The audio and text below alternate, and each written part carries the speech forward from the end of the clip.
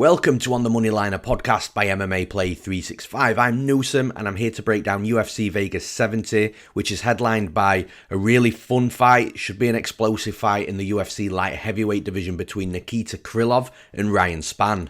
Before we get everything started though, just a quick general update from me. I actually fly out on my honeymoon this week, so for the next 2 weeks, the next two UFC events, there won't be a podcast from me. However, we are looking at getting Sniper, aka Sean, our DFS expert, to jump in and take over on the YouTube channel though, so it might be his face and his voice that you see instead of mine for the next 2 weeks, but once I'm back from my honeymoon, then everything will go back to normal. And as for MMA Play 365, everything will, of course, run as per usual. So just before we get into the breakdowns, as always, there's going to be a recap from our Baze AI predictions from last weekend's event at UFC Vegas 69. That'll be in its own playlist on our YouTube channel under the Baze AI playlist. So if you are interested in the algorithms, the AI and Baze, then please check that out at youtube.com/MMA Play 365.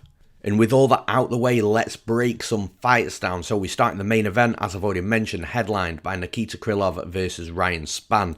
And it's a really interesting fight, to be honest, because Ryan Spann's looking better and better every time we see him. And I think it was in his last fight or during the fight, maybe after the fight, that it was mentioned that he's now taking fighting seriously, fighting full time. He was doing it part time before, wasn't taking it seriously. And that was the reason why we saw mixed results from Ryan Spann. And I think that if that is correct, you know, we never know with that sort of stuff. Sometimes you have to take it with a pinch of salt. But we are seeing developments from Spann, not only in his patience, but in his technique and in his execution and conviction of his strike. So maybe there is some truth to that. And if there is some truth and he has developed as a fighter, then he could be a fighter that we keep an eye on in the division, because he's a fighter that's huge, 6'5", massive reach, massive leg reach. He's powerful, but he's got that power in the short punches. So he's not having to wing big bombs to knock his opponents out. He's athletic. He moves well. The cardio is still a little bit of a question, just because we haven't seen him since this so-called training full-time and taking it seriously has come in. So it'll be interesting to see if this fight is pushed late, because the last time we saw Spann go deep into a fight, it was the Sam Alvey fight, which could have gone either way, and that was a real bad look for Ryan Spann, considering that Sam Alvey doesn't have that athletic prowess that Ryan Spann has. He wasn't as fast, he wasn't as powerful, and Sam Alvey was on a big losing streak at the time. He still is on that losing streak. He's been cut from the UFC, so the fact that Spann went to that decision, which could have gone either way, and some people were scoring it for Sam Alvey, you know, not a great look, but he does seem to have come a long way since that fight. And yeah, it's going to be really interesting to see how he approaches this fight with Nikita Krylov, because on Krylov's side, Krylov's a veteran at this point. He's good everywhere. He's a good all-round fighter. He's got good striking, tends to be more from that karate base from time to time, but then he will switch to more of a normal stance where he will just throw his natural kickboxing attacks at his opponents. His wrestling is a little bit hit and miss, but once he gets his fights down to the mat, then he can smother his opponents on top. He's got a good submission game. The one issue that I've always had with Krylov, and again, anybody that's been following me for a while and my breakdowns, the issue I have with Krylov is you just never know when that unforced error and that next mistake's going to come. Now, admittedly, he hasn't looked like he's made a mistake in his last couple of fights and looked relatively solid. Maybe those unforced errors have just been washed out of his system and he's developed, improved, and cut those mistakes out. However, until we see it for maybe another 2 or 3 fights, I'm just not convinced that there's not a mistake in Nikita Krylov, because he can be looking phenomenal, and then, like I said, out of the blue, an unforced error, a mistake will happen. He'll change him from having a really good position in the fight to a really bad position in the fight. And yeah, he's just become one of those fighters that's hard to trust. But like I said, he might have washed all this out of his system. It makes for an interesting fight with Ryan Spann. Now, if Krylov was to win this fight, where I see Krylov winning is by successfully completing takedowns, getting Ryan Spann flat on his back. I still think Ryan Spann, one flaw in his game is going to be when he is settled on his back and he's got an opponent on top of him, especially an opponent that is good from a jiu-jitsu perspective. We look what happened in the Anthony Smith fight. Credit to Ryan Spann, he did get up a couple of times against Smith. He did get out of some bad positions, but he eventually got submitted. He did also get rocked in that fight, so maybe, that played a part in the final submission because he was doing fine from a jiu-jitsu grappling perspective defensively before getting rocked. So that's where Krylov wins, in my opinion, if he can just continuously get Spann down. Pretty much what he did eventually against Volkan Ozdemir in his last fight. Now, one of the issues that I've got with Krylov is looking at how he was shooting his takedowns against Ozdemir. He leaves his head, he leaves his neck exposed on these takedowns. He sort of pauses after the initial takedown attempt and then will start to chain takedowns against the cage with his head still in those bad positions. And Ozdemir had every opportunity to wrap up a neck, but he didn't, and that's probably just because that's just not Ozdemir's style of fighting and his game.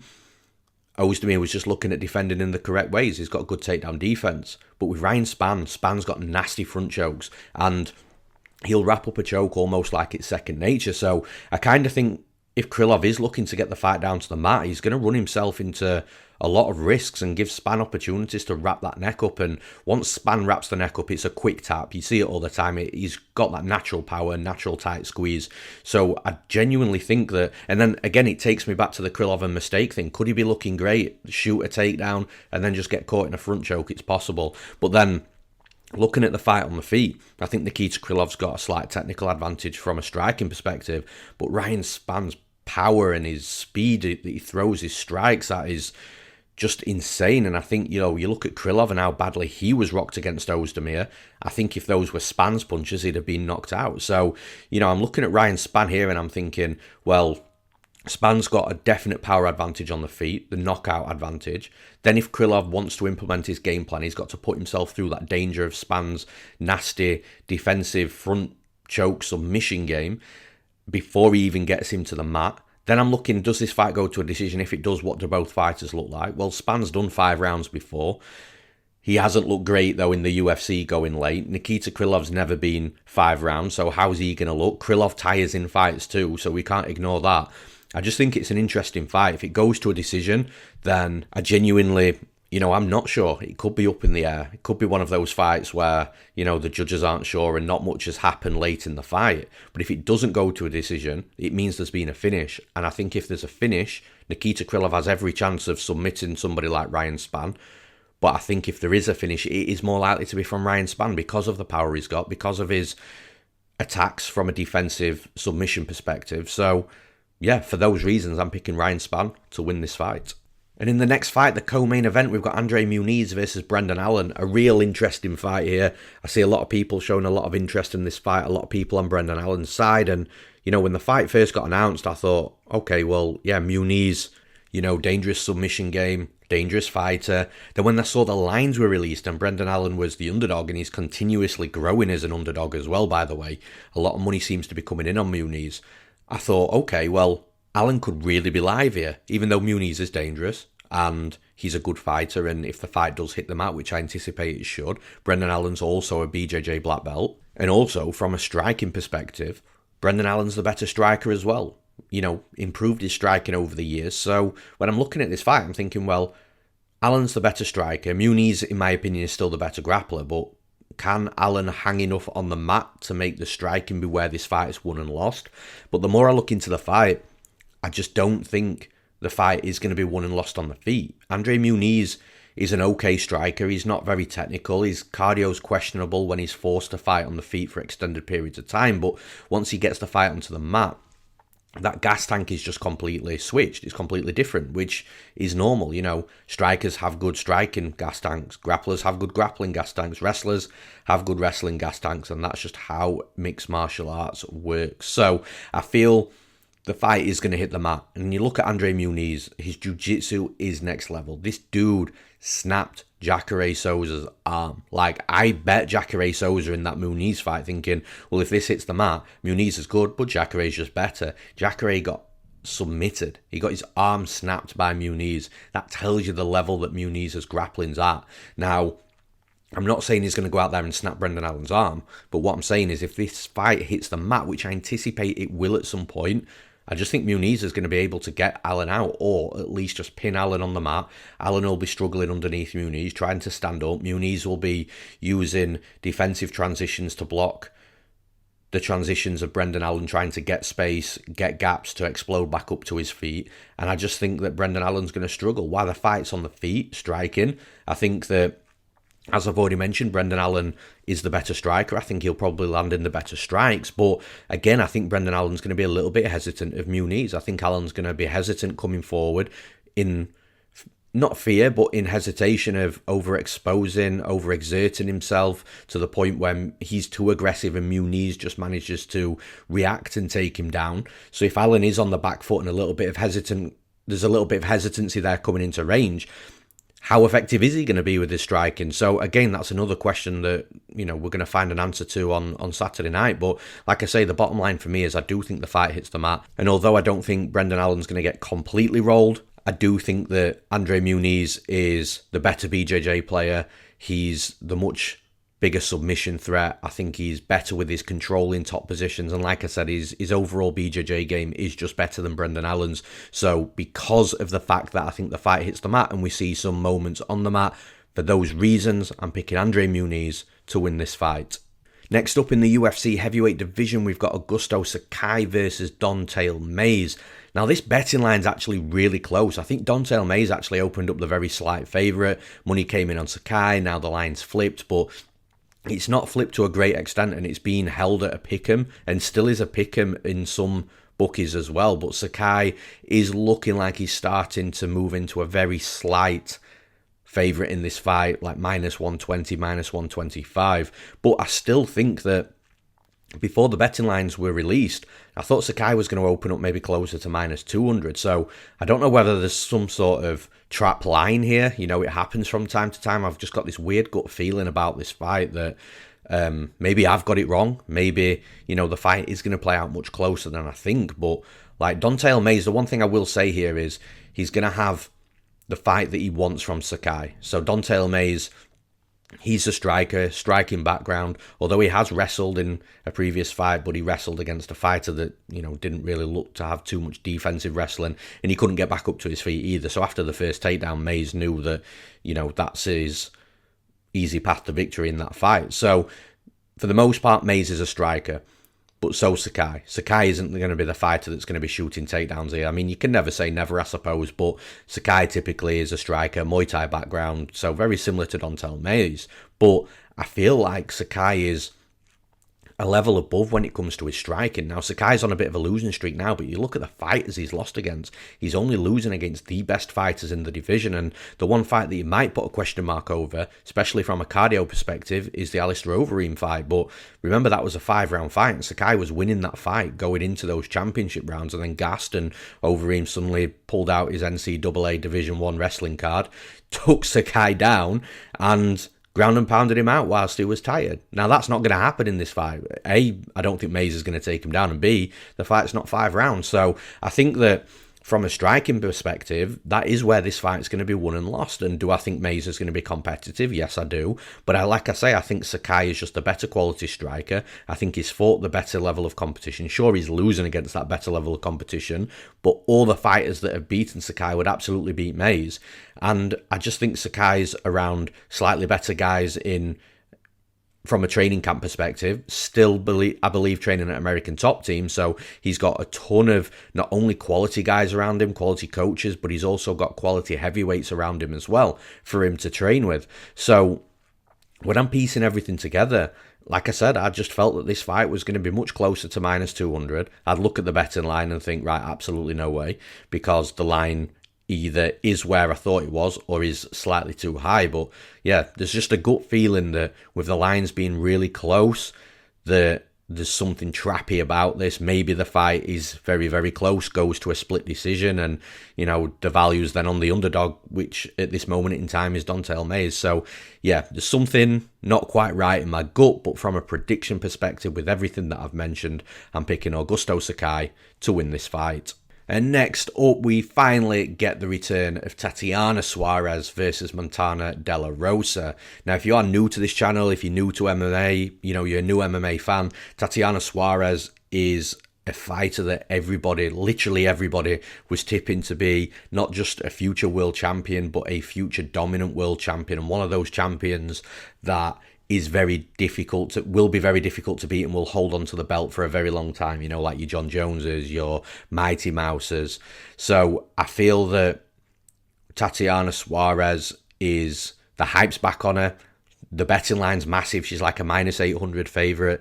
The problem I've got with Suarez, though, and I think this is a legitimate thing to say, is, she's been out for a long time. She's not fought in 4 years. She's had some health issues. She's had some injury issues. She was due to fight in 2021, but had to pull out with another injury again, then had some more time on the sidelines.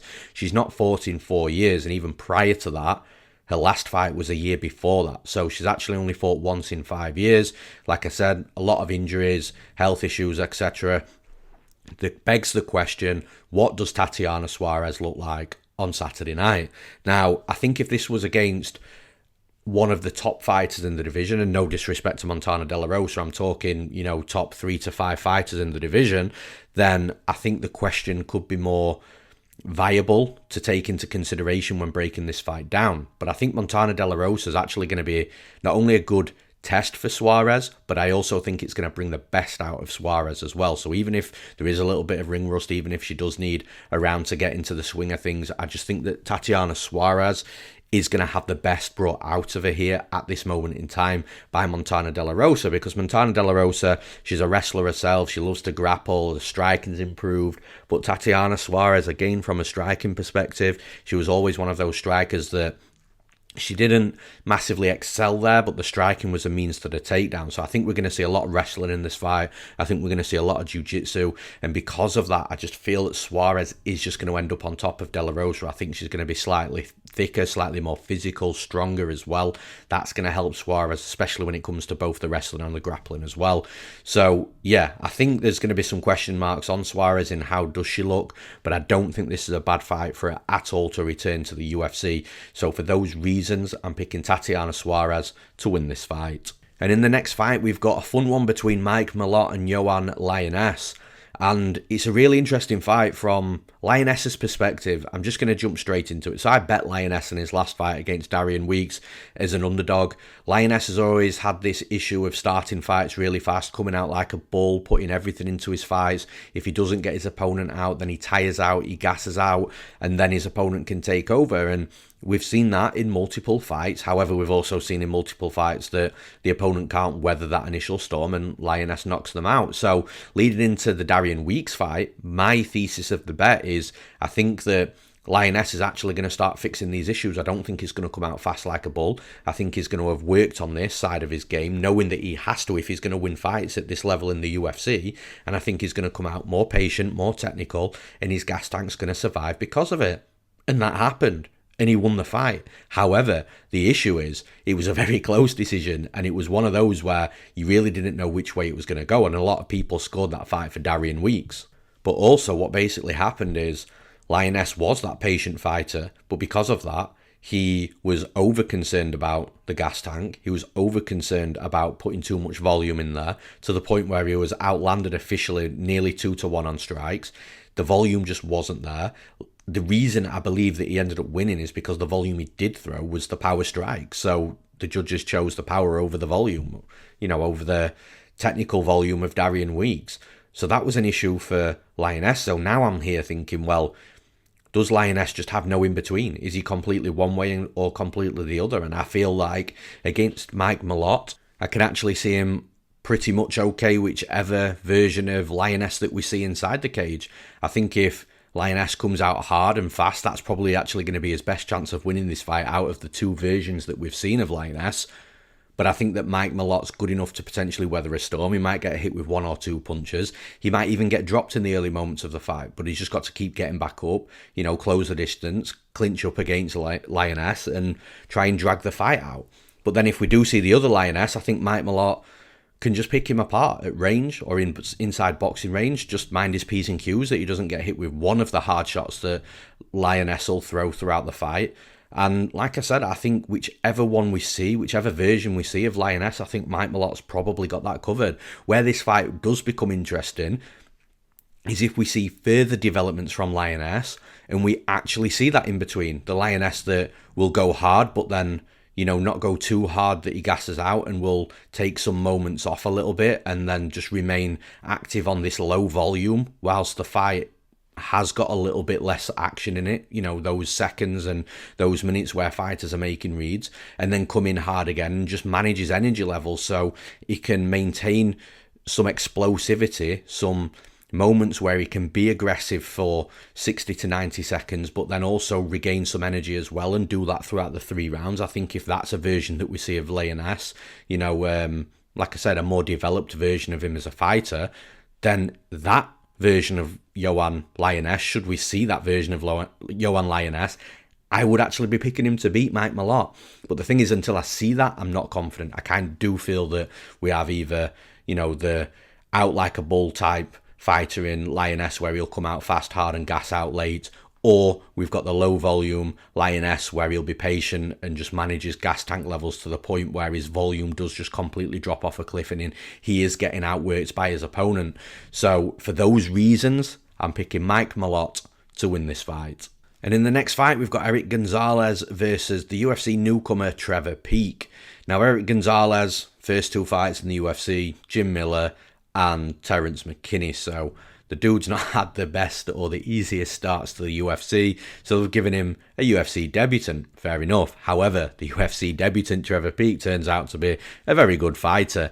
He's an explosive striker. He mixes punches and kicks really well. He's got combinations. He's aggressive.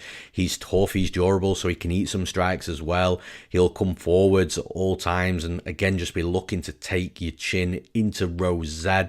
Hard low kicks. He can overswing a little bit too much at times, but like I said, he's tough, he's durable. If he's getting countered because of that, then I kind of think that he's going to be okay unless he's facing a real power puncher. I don't think Erick Gonzalez is that power puncher, but I don't think Erick Gonzalez is a joke either. I think that he's going to be a very game fighter here, and it's going to make for a really, really fun, entertaining, interesting fight.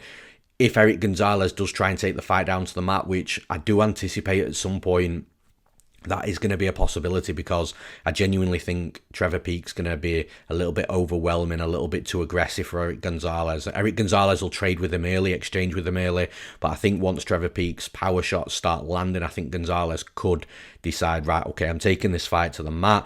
But Trevor Peek's got decent takedown defense. If he is taken down, he's got a good get-up game. He's got scrambles. He's active on his back. He's a fighter that will look for takedowns himself. He's got good opportunistic takedowns. I don't think they're necessarily into his game plan.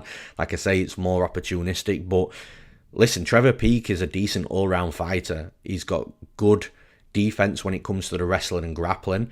Not so much amazing defense when it comes to the striking, but his offense is so good as a striker that until he starts hitting the fighters closer to the top 30, top 20, top 15, then he's going to be very overwhelming for some of these guys outside of that. And I think Erick Gonzalez is a fighter pinned outside of that at the minute. So, like I said, I like Peek. I think he's a fighter that we should all be looking at and watching. I think he's a fighter that's going to get a lot of win bonuses as well, in regards to, performance of the night bonuses, not win bonuses, knockouts of the nights, fight of the nights, those types of performance bonuses. So, yeah, for me, Trevor Peek's a fighter to keep an eye on. I think he's exciting, fun to watch, and he's going to be a fan favourite, I think, after Saturday night. So, for those reasons, I'm picking Trevor Peek to win this fight. And in the next fight, we've got another newcomer. We've got Gabriella, or Gabby Fernandes versus Jasmine Jasudavicius. So, Gabriella Fernandes, the newcomer, I'm actually quite excited for her introduction to the UFC as well. She's a southpaw striker. She looks big, she looks physical, she looks strong. She'll fire kicks to the legs, to the body, to the head. She's a really active fighter, and a fighter that's going to put up decent numbers in volume, in my opinion. So definitely a fighter that's going to give herself every opportunity to win fights just because she is so active. She'll also fight well on the back foot. She likes to be aggressive, of course, most fighters do, but she does fight well moving backwards as well. She's got a big straight left hand, obviously, from that southpaw stance. The backhand's the left hand. And again, she'll fire that moving forwards and backwards as well. Powerful. She'll brawl if she needs to inside boxing range. She's got absolutely no problem in taking a few shots to give a few back herself. Her movement on the feet is really good. Like I said, she'll fight well moving backwards, but she fights well in general, and the movement around the cage is really good. She'll slide in and out of range effortlessly. She'll take angles and won't just move straight lines forwards and backwards. Again, very kick-heavy game. When the fights do getting close, if she's exchanging, if things aren't going her way, she'll get into the clinch. She's got good knees in the clinch. She's quick. Like I said, from a striking perspective, she's actually a very, very good fighter. Now, I'm pretty sure you can sense a but coming in the tone of my voice, and you'd be absolutely correct, because the issue with Gabby Fernandes is the takedown defense, is the get-up game. So she's not the easiest fighter to take down, just because, like I said, she is powerful, she does have good movement, and she is physically strong. However, because she's kick-heavy, that definitely leaves some openings for an opponent to potentially catch a kick and take her down. You've got to be careful just in case one of the kicks come up top. But she has been taken down multiple times, and it looks like her opponents can get even open mat takedowns against her. It's not necessarily, takedowns where she needs to be pushed to the cage, and then Fernandes has then got that Muay Thai clinching game within the moments against the cage. You can actually take her down on a first attempt with a decent entry out in the open mat, in open space. So that's fine. Look, some fighters, they can get taken down, especially early in the career. Then we look at her get-up game. The get-up game is just non-existent. So as soon as she's taken down, she gets flattened on her back. She'll lock up guard. She'll not really be attempting submissions either. So she's not a massive submission threat in regards to an armbar, triangle, omoplata, or she's not, like I said, having any urgency to stand up back to her feet. She doesn't really have a sweep or reversal in her either. So when she's taken down, she's ultimately just losing the round because she's locking her guard up and not doing anything. And it doesn't even make it, she doesn't make it look like she's making her opponents work too hard on top either because of that. So real big red flags. Now, that brings us straight into Jasudavicius, because Jasudavicius, I think she's going to get absolutely pieced up on the feet here by Gabby Fernandes. However, if the fight hits the mat, Jasudavicius has got that wrestling background. She's strong on top when she's got the right opponent to be strong on top with. And what I mean by that is if her opponent isn't causing her issues on their back with her on top, which again, like I've just mentioned with Fernandes, I don't think that's going to be something Fernandes will do. So yeah, I mean, in this fight, I think Jasudavicius, even if she does come out trying to test her striking against Gabby Fernandes, say if she hasn't watched tape on her, which I'm sure she will have done, or if she just wants to see how good she is first before committing to the wrestling and grappling, I think that it won't be long before Jasudavicius does commit to that wrestling and grappling, because I do think there's a big difference in the striking skill set of each fighter. And I think once the wrestling gets going, I think Jasudavicius will be able to take her down. I think she will be able to keep her down. I think she will get a lot of top control time. And I think that any of the good work that Fernandes is doing on the feet, I think if Jasudavicius gets a takedown early enough in the round, I just think the control time and, the slight ground and pound and maybe submission attempts and just the effective grappling of Jasudavicius is going to overtake the work that Fernandes does on the feet. I think if there isn't a takedown, or listen, there's every opportunity Fernandes has developed as a fighter, that's worked on a takedown defense, that's worked on a get-up game, and I think if she can keep the fight standing, then Fernandes is going to look closer to like a minus 250, minus 300 favourite. But the reason why the lines are really close and pretty much a pick-em is because of the deficiencies in Gabriella Fernandez's wrestling and grappling. It's got to be. And I kind of feel, based on what I've watched in tape, it's hard to pick against Jasudavicius here. Even though Jasudavicius has a massive striking disadvantage on the feet, I just think if she gets the wrestling and grappling game going, I just think she's going to have a lot of top control time. She's going to have opportunities to do damage on the mat, potentially a submission. And I just think she's going to be the better minute winner and round winner because of the lack of takedown defense and get-up game from Gabby Fernandez's side. So for those reasons, I'm picking Jasudavicius to win this fight. And in the next fight, we've got Jordan Leavitt versus yet another newcomer, Victor Martinez. Now let's start with the newcomer, as we've been doing throughout this podcast, because there is a lot of them. He's very boxing heavy, good combinations. He's got good fundamentals as well, a good jab, good lead left hook, got good movement from that boxing perspective as well. Will slide in and out of range well, good head movement. Now, when it comes to his wrestling defense and his grappling game, because I do think this is quite important against somebody like Jordan Leavitt, he's got okay takedown defense. He's not getting taken down easily, and his opponents are having to work for the takedowns that they do score and complete on him. But for the most part, he's not untakedownable. I don't think that's a word. Hopefully it is now. But he can be taken down. The one issue that I've got with him is he can show his back when he stands back up to his feet, and that could be a real danger against somebody like Jordan Leavitt, because if Leavitt does get a takedown here and Martinez shows his back trying to stand back up, using the cage maybe to stand back up to his feet or even in open space, I think Leavitt will hop on that back quicker than he could imagine. Now, there's two arms to this fight, because Victor Martinez on the feet, I think, has got a massive gap in skill here. I think, like I've already said, he's boxing heavy, good combinations. His speed is really good. His sharpness is really good as well. He sets a fast pace to start the fight so he can overwhelm his opponents by putting these hard, powerful, long combinations together. He can get hit in exchanges, but I don't think he's going to have too much respect for the punching power coming back at him from Jordan Leavitt. So I do think that although Leavitt likes to start fast and is tired late, and you could say the similar thing about Martinez, he starts fast and, there's a volume drop off at least late in fights. I think that both fighters will want to start fast, but something's got to give. And I think there's something that's got to give will be on Leavitt's side, because I think if Leavitt comes forward too hard and fast early on, I just think Martinez is too sharp and too good with his striking and will just tee off on Leavitt, where Leavitt's trying to shoot in takedowns and get the fight down to the mat. So I think Leavitt's going to be the one that's maybe going to see where Martinez is going to go late in this fight.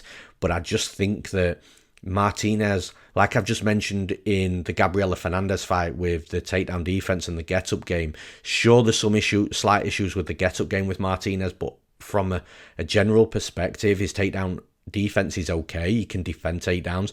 I don't think Leavitt's any sort of beast wrestler. I think he's very opportunistic. I think he can get takedowns, but when he's coming in for these takedowns, it's not as if, again, Martinez has got this kicking game where he's going to get a kick caught. He's very boxing heavy, so he's going to be smashing punches in the face of Leavitt when he's trying to close the distance and get the takedowns on him.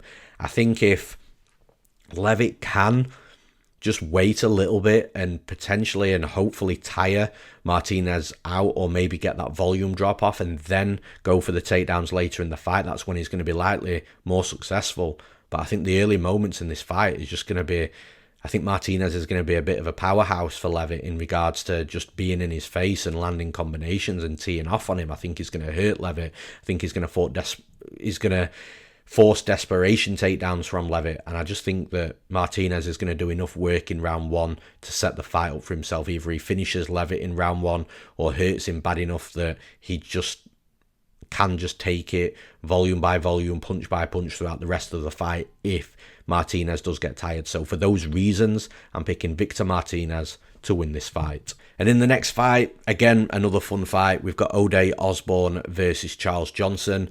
I think that, like I've already mentioned, this should be fun. It should be exciting. I think we're going to see a mixture of martial arts here as well, no pun intended, but I just think we're going to see a lot of striking. I think we're going to see a bit of wrestling, a bit of grappling, but ultimately I do think the fight's going to be won and lost on the feet. And I think Osbourne is another one of these fighters just really difficult to trust, because he's got all the natural abilities, he's got power in his strikes, but he's also very technical. He's so quick, his movement's really good, in and out of range.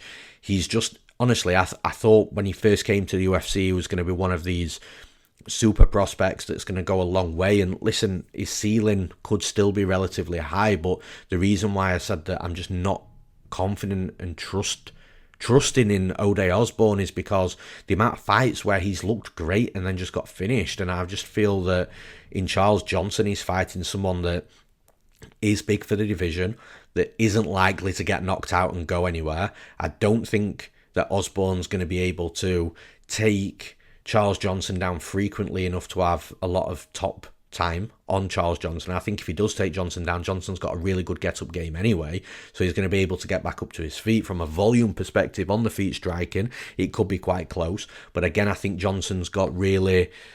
I think he's going to be able to match Osbourne's speed, which not many fighters can do. And again, that's where Osbourne really has the advantages over his opponents, the fact that he does have that striking speed. But I think Charles Johnson's going to be able to match that. I think he's going to be able to match his technical ability. I think he's going to be a little bit more physical, a little bit stronger. Therefore, the power on the strikes is more likely to be on the side of Johnson. When it comes down to the wrestling, I think it's actually Johnson that might be able to score takedowns on Osbourne. Just got to mind his P's and Q's of Osbourne throwing his legs up for arm bars and triangles, because he's got a good defensive jiu-jitsu game, Ode Osbourne has.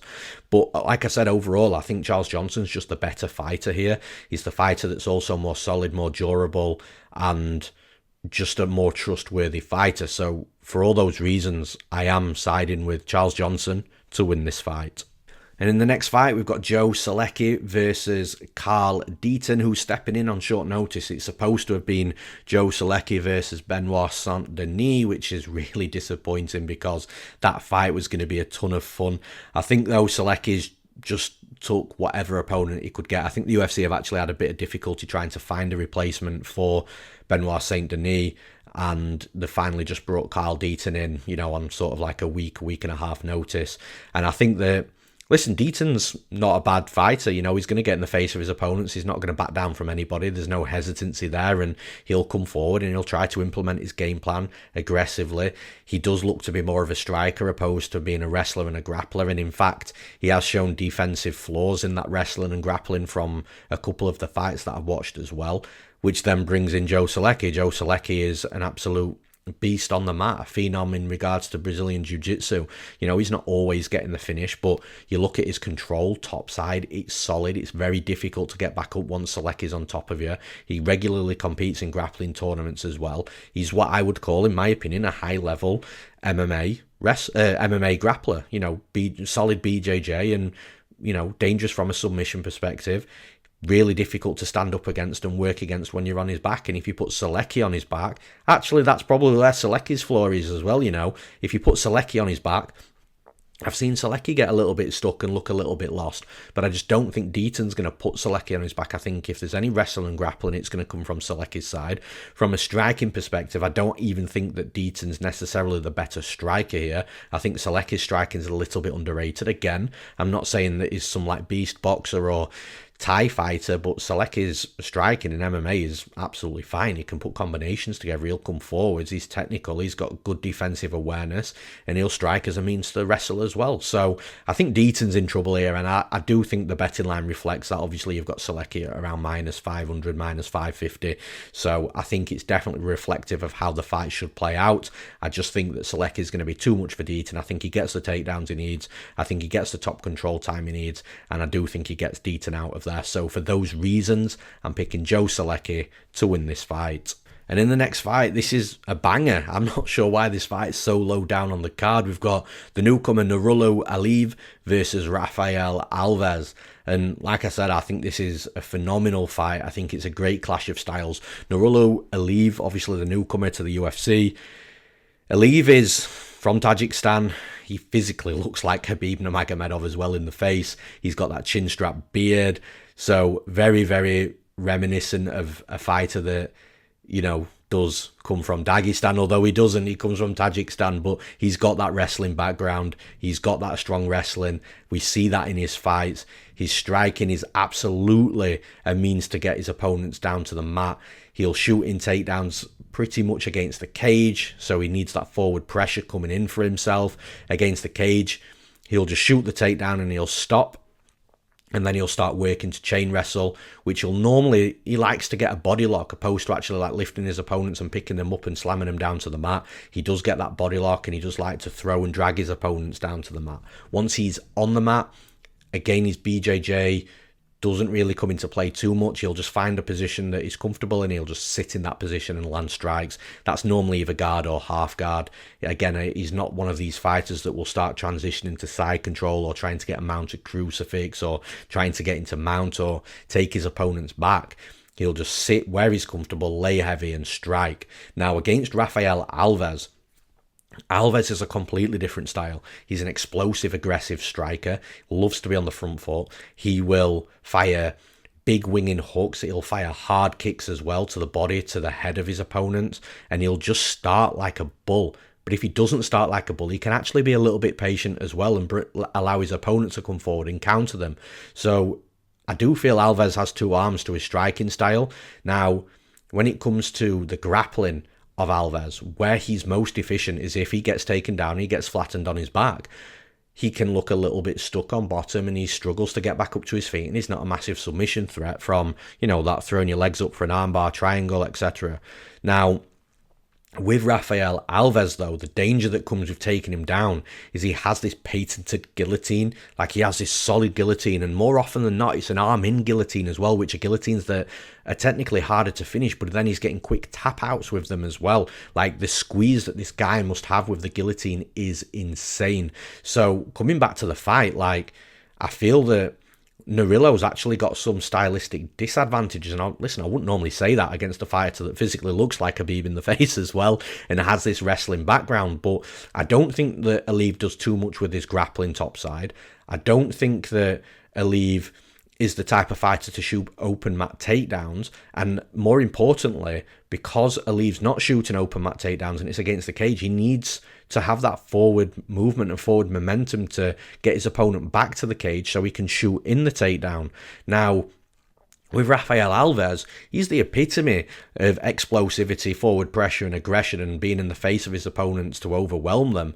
So if Aliev's not shooting open mat takedowns, then Rafael Alves can be absolutely aggressive as he needs to be, and Aliev's going to struggle to take him down because of that. Where this does become a little bit sketchy is if Alves is super aggressive, doesn't get him out of there, and then the fight goes late and Alves tires, which naturally you've got to give something back when you're that aggressive and you come out that fast. And if that's the case, then Aliev might start getting his takedowns later in the fight. But again, shooting takedowns and then pausing and stopping whilst you're reconnecting your hands or repositioning to start chain wrestling is going to give Rafael Alves every chance to lock up a guillotine. So there's multiple dangers here, and it's actually quite similar to what I said with Ryan Spann earlier in regards to if this goes to a decision. I'm more confident Aliev wins a decision than Krylov, but I think if it goes to a decision, Aliev's probably going to have won the fight. But outside of that, for Aliev to win, he's got to go through some dangers with Alves' favourite move, which is the guillotine, and out in open space, Alves is the much better striker and the more dangerous striker as well. He's also fought the better level of competition. I mean, for a fighter that's had 3 fights in the UFC, and your 3 fights have been against Damir Ismagulov, Mark Diakazi and Drew Dober, it's a tough opening 3 fights, and he's given a good account of himself in both the Dober and Ismagulov fights, which is the fights that he lost. And he took a round off both of them, one in the first round and a round in the third round in each fight. So, yeah, listen, I do think that Aliev's going to be a difficult fighter for a lot of fighters to fight against, but against Alves, who's going to show Aliev's striking and his power absolute zero respect, I think it's going to cause a lot of problems for Aliev. So, for those reasons, I'm picking Rafael Alves to win this fight. And in the next fight, we've got another newcomer in Hailey Cowan as she fights Ailin Perez, and I think that both fighters match up really well here, actually. I think they've both got very similar styles. They can both strike. They're both physically strong. They'll both look for takedowns. They'll both like to be in that top position once the fighter hits the mat. The differences between the fighters come with the stance and the physical appearance. So Hailey Cowan fights out of the southpaw stance, and Hailey Cowan's also the taller, longer fighter as well. So they're going to be advantages for her in this fight. But I don't necessarily think that Cowan uses the height and reach advantages to her actual advantage because, like I said, she likes to get in close, get in the clinch and work from there. Now, I think that this is actually going to play into the hands a little bit of Perez. Like I said, I think they're very well matched. I think it's going to be a close fight, but I do think Perez is slightly more aggressive. I think she's going to be more of a bull inside the clinch. I think she'll be the one looking for the trip takedowns to pick her opponent up and put her down on the mat. I don't think Hailey Cowan is going to get taken down easily, but I just think that the fight's going to be razor close. I think that both fighters are going to have the moments. I think we're going to see a bit of striking, bit of wrestling, bit of grappling. We're going to see a little bit of everything in this fight, and I do think it's one of those fights that's going to be close when all's said and done. Should it go to a decision, if there's a finish, then it's more likely to have been an opportunistic finish, maybe from a mistake from either opponent. So I don't think there's necessarily a finishing upside on either side here. I just feel that if there is a finish, it'll just have been that off moment from one of the fighters, made a mistake, their opponent gets her out of there. But for the most part, I think it's going to be super competitive, super close. They stylistically are very similar fighters, but I just like the aggression and I like the bull approach that Perez is going to take to this fight. I also think Perez is going to show some fight back in regards to the strength and physicality, fight back that maybe Cowan hasn't felt yet because she's normally the bigger, stronger woman inside the cage. So yeah, I feel like a fight that's going to go very close, could be a split decision, could be one of those fights where we don't know who's going to get the decision should it hit the scorecards, which I do anticipate it probably will. So in that type of fight, I'm going to take the underdog. I'm picking Ailin Perez to win this fight. And another newcomer in the final fight of this breakdown. We've got Jose Johnson versus Garrett Armfield. Jose Johnson obviously being the newcomer, but he's fought twice on the Contender Series, including last time out with a really good win against Jack Cartwright, who was very highly thought of over here in the UK as well. And because of that, I was very surprised when I saw Jose. I'm pretty sure it's Jose with his nickname being No Way. But yeah, Jose Johnson, I was very surprised that he was the underdog. So when I started looking into this fight, I was like, okay, I'm looking into this fight and I'm probably going to bet Jose Johnson. But actually, when I started looking through his history, his fights, I completely started to understand why he might be an underdog. And then it was confirmed when I watched Garrett's Armfield side. So the reason why Jose Johnson is an underdog, and I said this about Gabriella Fernandes earlier on, the dude just cannot defend a takedown. And when he is taken down, he does have, I will give him props. He does have some dangerous submissions off his back, like he'll throw his long legs up, because this is another thing, by the way. He's a huge, huge fighter for the division. Tall, long, rangy, long legs, long arms, and he's going to be massive compared to Garrett Armfield. So again, that was another reason why I thought, well, why is Armfield the favourite? But back to Johnson's takedown defence and his get-up game. So, like I said, he does have some dangerous submissions off his back. He will throw up his long legs for arm bars and triangles, and he can catch fighters with it. I mean, he got Mo Miller out of there, and Mo Miller was a fighter that I've been keeping my eye on for a number of years now. I thought he was guaranteed to get into the UFC and start making waves, but that hasn't been the case. But again, in that fight with Mo Miller was taking him down at will. He was controlling him on top, and Jose Johnson was just not working back up to his feet. He was happy to play guard and throw up these submissions, and he was losing the fight comfortably until Mo Miller made that one mistake and got caught in a triangle and submitted. Jack Cartwright, again, Cartwright was just taking him down so easily. Now, the one thing I will say with Johnson in that fight, he was able to transition and reverse a lot of these positions against Jack Cartwright, which I think is quite impressive. But then when you look at Garrett Armfield isn't that type of fighter that's likely to give away those top positions. When he's in a top position, he looks calm, he looks composed, he looks heavy. He looks like he absolutely minds his P's and Q's, doesn't make too many mistakes, doesn't leave too many openings for a sweep or reversal. And his wrestling's decent as well. Now, from a striking perspective, I think that Armfield's going to have some difficulties because of the reach and length of Johnson.